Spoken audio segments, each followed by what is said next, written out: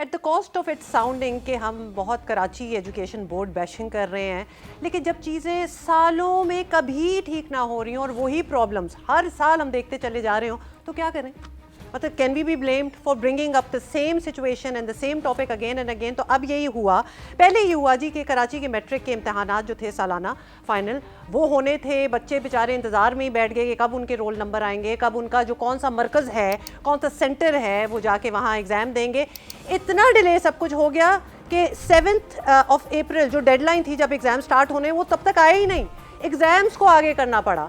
मतलब heads should have rolled at this very thing, लेकिन कुछ नहीं हुआ जी। 2-3 दिन उन्होंने आगे कर दिया, बच्चों को मरकज़ वगैरह उन सेंटर्स के नंबर वगैरह दे दिए गए कि जी आपका ये सेंटर है। इट्स अनदर स्टोरी कि वो सेंटर्स इतने ही बेतुके थे, बच्चों के स्कूल कहीं और, सेंटर्स घंटों दूर, बहुत ही मसला पेरेंट्स को पड़ा। लेकिन फाइनली जब एग्ज़ाम्स शुरू हो गए, लो एंड बेहोल्ड क्या हुआ? वही हुआ जो हर साल होता था, मतलब rampant cheating, paper out, social media पे पेपर ना सिर्फ के क्वेश्चनर्स आए हुए हैं, आंसर्स भी लिखे हुए हैं साथ। और फिर सेंटर्स में बच्चों के मोबाइल फ़ोन्स उनके साथ, मोबाइल फ़ोन्स पे सारे आंसर्स भी हैं। मतलब 4-5 आंसर्स भी अगर आपको समझ आ जाएं कि क्या आपने देने, आपके सामने लिखी हुई चीज़ होगी, तो क्या फिर एग्ज़ाम है? ये एग्ज़ाम तो नहीं हुआ ना, ये तो टेस्ट ऑफ योर पेशेंस हो गया। जो वो बच्चे बेचारे जो वाकई पढ़ते हैं, जो पढ़ के जा रहे हैं, दे वांट कि उनकी असेसमेंट जो हो वो राइटफुली सही बेसिस पे हो, उनके साथ तो ज़्यादती हो गई। और मतलब हमारे रिपोर्टर ने बताया कि वेपन्स अंदर जा रहे हैं, और वेपन्स में क्या चीज़ थी? खंजर। अब हम ये इमेजिन कर रहे हैं कि ये खंजर भी इसीलिए जा रहा होगा कि अगर किसी इन्विजिलेटर, किसी टीचर ने हमें रोका कि हम अपना मोबाइल फ़ोन अंदर नहीं लेके जा सकते, तो हम उनको खंजर दिखा देंगे। अब पता नहीं उस खंजर की रीजनिंग है या क्या है, हर जगह तो ऐसा नहीं होगा, लेकिन इन्विजिलेटर्स भी पैसे ले रहे हैं। मतलब कि ऐसा भी हो रहा है कि 5-5 हज़ार रुपये पे, विच इज़ व्हाट इज़ 5 हज़ार रुपये, बट एनीवे 5-5 हज़ार रुपये पे वो स्टूडेंट्स को उस कमरे से बाहर निकाल के एक और कमरे में बिठाएंगे और कर लो जो मार्क करना है। कोई नहीं चेक एंड बैलेंस, कोई नहीं देख रहा, पूरी चीटिंग करो, पूरा पेपर जो है कॉपी पेस्ट मार दो, वॉट एवर इट इज़। तो ये भी हो रहा है। और सवाल हमेशा ये होता है कि हर साल, मतलब 10 साल तो हमें भी इस प्लेटफॉर्म पे बैठे हुए हो गए हैं ना, हर साल जब हम एग्ज़ाम्स आते हैं और हमें यही कंप्लेंट्स आ रही होती हैं, और सारी की सारी सिंध एजुकेशनल बोर्ड से क्यों आती हैं?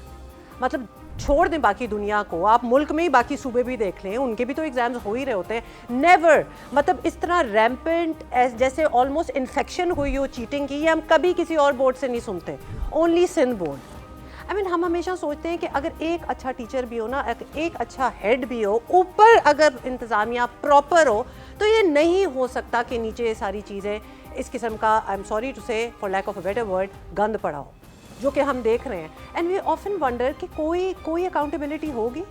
मतलब शुरू में जब मरकज़ ही नहीं अलॉट किए गए थे स्कूलों को, तो तब बहुत एजुकेशन मिनिस्टर की तरफ से ये कहा गया था कि हेड्स विल रोल और अकाउंटेबिलिटी होगी, और ये कैसे हो गया, and all that and so on and so fourth. Nothing happened over the years, nothing has happened. Same story, इसी तरह पर्चा आउट होता है। बच्चे पता नहीं कुछ, जो पढ़ने वाले हैं वो पढ़ते हैं, we will not take that away from them.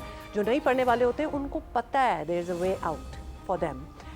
So इधर हम यही पॉइंट आउट कर रहे हैं कि प्लीज़ अगर आपने कोई मामला संभालना है ना, दिस इज़ द टाइम, संभाल लें, वरना ये आगे जो पौध निकल रही है ना, जो कौम बच्चे जो हैं जो चीटिंग कर करके आगे जा रहे हैं, they will always rely on cheating, और वो कहीं टॉप पोजीशंस में भी ज़िंदगी में बैठ गए अगर, तो वहाँ भी ये चीट करेंगे आपको।